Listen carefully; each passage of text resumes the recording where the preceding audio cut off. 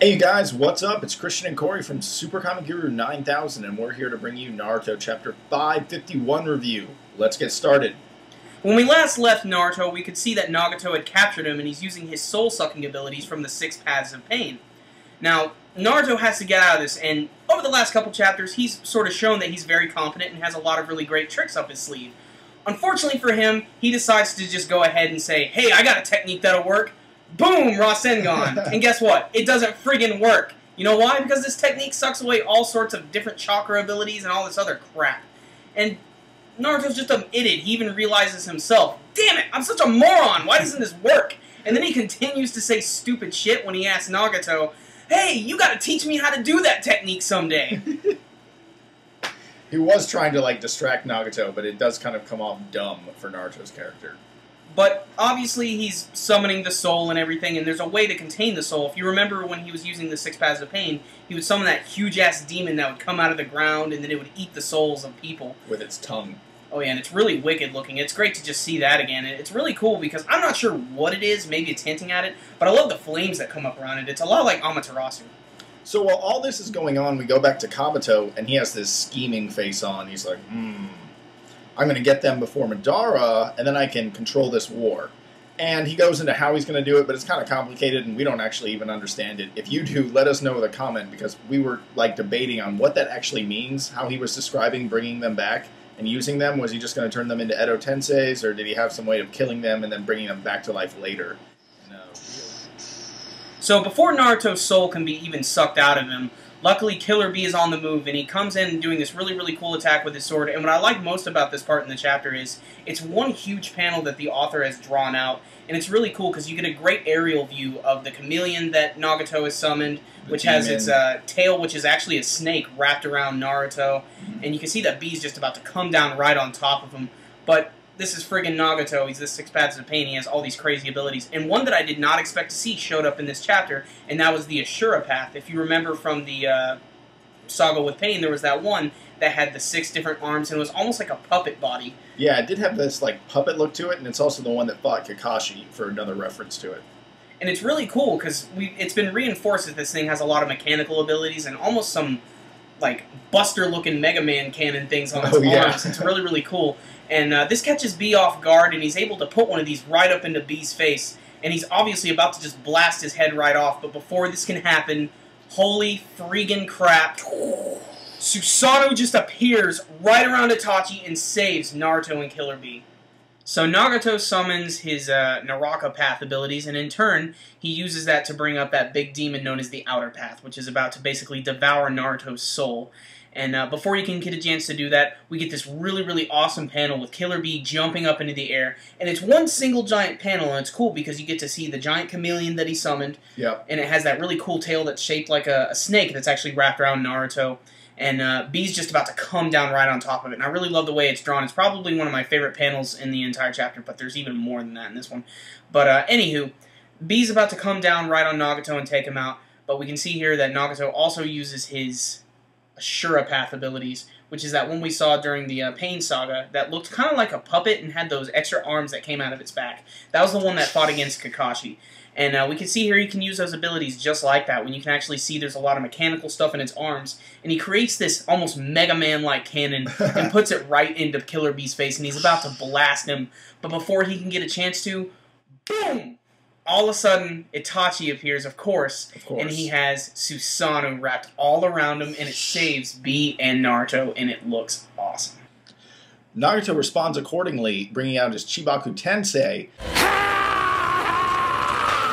And he just fucking dominates the shit, dog. Naruto, Bee, and Itachi end up discovering the weak point of Nagato's jutsu. Actually, technically, Itachi does, and he says it's the black sphere in the middle, and they all get ready to shoot their best long-range attacks. And also, Itachi Susanoo goes into his second stage, which is, we've seen the range attack stage with Sasuke's arrows, and his attack is obviously pretty cool too. Okay, so Naruto, Itachi, and Killer Bee all are about to go Super Saiyan and shoot their last biggest, most epic move. If this was against Boo, this would be Goku's Spirit Bomb. Of course, we get the standard Rasen Shuriken from Naruto, and we also get the Tailed Beast Bomb in 8-Tails mode from Killer Bee. But the biggest surprise is Itachi. Yes, it proves yet again that even after just one chapter of learning about the Uchiha, they also have more new tricks up their sleeve. It's not just that we learned about Shishui's attack, no. Susanoo, the technique that is unstoppable not only from its sword and shield, now has a projectile ability, which is known as the Yasaka Magatama, and it is frigging ridiculous looking. It basically looks like a giant flying Uchiha eye, basically. Almost, I guess you could say it's like a Susanoo shuriken that explodes upon impact. But this whole page is really, really cool looking. It's the other big panel picture in the entire chapter, and it's great because everybody gets like their page. Nobody is overshadowed by the other, even though Itachi's got a brand new technique. And come on. Nagato doesn't get one new technique before he dies, but he's gone now. Sorry, I know we're skipping ahead a little bit, but it's kind of funny. Itachi's always got something up his freaking Uchiha sleeve. But again, it's just, this panel is really, really cool. It's probably my favorite one in the entire chapter. Just seeing all of them attack at once is great. Yeah, and it's cool really that when B turned into the 8-Tails, it was like immediate. Boom. Is awesome. Yeah. And just boom. There's a reason they call B the perfect Jinchuriki, because that guy can transform to any state instantly. It's really pretty... So all of our 3 new heroes blast their huge techniques into Shibaku Tensei, and it just completely explodes all over the battlefield, and it's a huge wreck. It's like a Dragon Ball Z styled attack. It's really, really cool, and I like the way it's drawn. And when the dust finally settles, we get the death of Nagato, or the second death, really. He gets the ultimate prison shank from Susanoo, which, as we know, that's a sealing sword, so it's pretty much done for him, and it's actually perfect since he's an Edo Tensei, which this will not only take him out, but it'll seal him for good. And before all of this is done, before Nagato can fully go away, he has some final words of wisdom for Naruto. And basically, he lets him know, he calls it like his trilogy, basically. And he's like, me and Jiraiya were supposed to be the chosen ones. It didn't work. We're not worthy! We're not worthy! We're not worthy! And lastly, there's the final panel in the chapter, which is a really great one of Naruto and the crow sitting on his shoulder. And Nagato is letting him know, the first and second parts of the trilogy is done. Now it's up for the last part, and that's you. It's up for you to wrap it up. And the chapter ends there. And Naruto's got this great expression on his face where he basically is trying to act tough, but at the same time you can tell he's kind of saddened by the fact that Nagato is gone. And it makes sense. He's had a huge impact on Naruto. And that pretty much ends the chapter. Okay, what did me and Corey think of Naruto chapter 551? Honestly, action top-notch. I mean, there's no denying it. You just literally got every character's biggest move in one chapter. And all of Pain's moves. Or Nagato's moves, sorry about that. I still do that time to time. And the only thing I could actually even think about that's kind of negative is it didn't really move the story along. I mean, we got development in the sense that Nagato passed on and accepts what he's done and feels bad about who he was and wants Naruto to finish the job and spread peace. But that's only because he got sealed and we knew that was probably going to happen. So there really wasn't much story. So that's the only reason we are giving it a 9.5 out of 10. What do you think about the chapter? The thing is, what I like about this chapter a lot is when it comes to manga and anime episodes, the thing you got to realize is you can have a good episode one of two ways. You can have good story or you can have good action. If it doesn't have any of those elements, it's not good. No, this didn't have the story, but like Christian was saying earlier, the action in it was really, really awesome. You know, like he was saying, Nagato got to use all of his different paths of pain abilities, and I was actually kind of shocked to see the Ashura's path again, because I didn't actually understand how that works, because I thought that was always just a puppet body, but I guess there is more to it. He can summon the different arms from it, and it makes sense. It's called the Ashura ability, which, you know, has to deal with the whole Japanese mythology thing. But also, when they're all attacking at the same time, you know, the Susanoo and Killer Bee using the Beast Bomb and everything, and Naruto's Rasen Shuriken, I love that panel a lot, and it's just... That's probably the 3 most destructive attacks ever seen in one like scene altogether, probably in the entire Naruto series. I mean, just it really speaks a credit to Nagato and how powerful it is that they have to all use those techniques just to bring Shibaku Tensei down.